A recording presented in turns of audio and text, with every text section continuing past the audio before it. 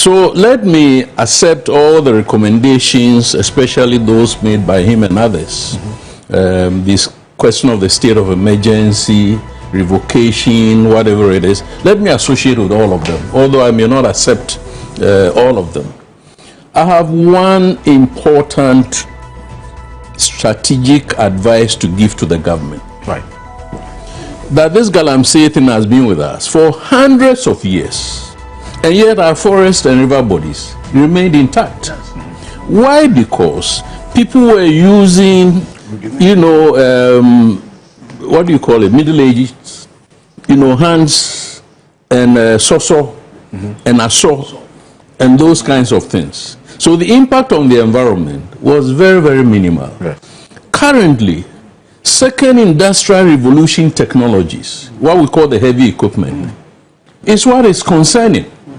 So strategically, the main effort, forget about whether you're changing laws, whatever it is, your main effort, as we call it in the military, must be about how you rein in the deployment of heavy equipment into those sensitive areas.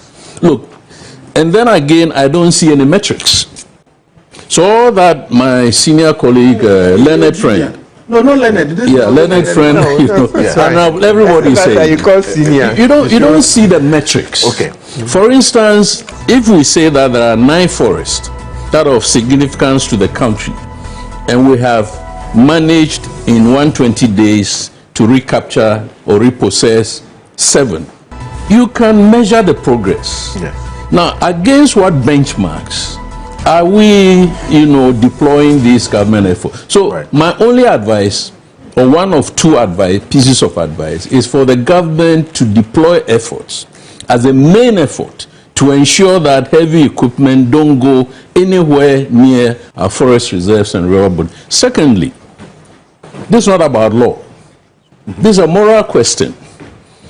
I find it difficult to understand why a foreigner comes into our country legally or illegally to destroy our heritage, and then we give them safe passage back to their country.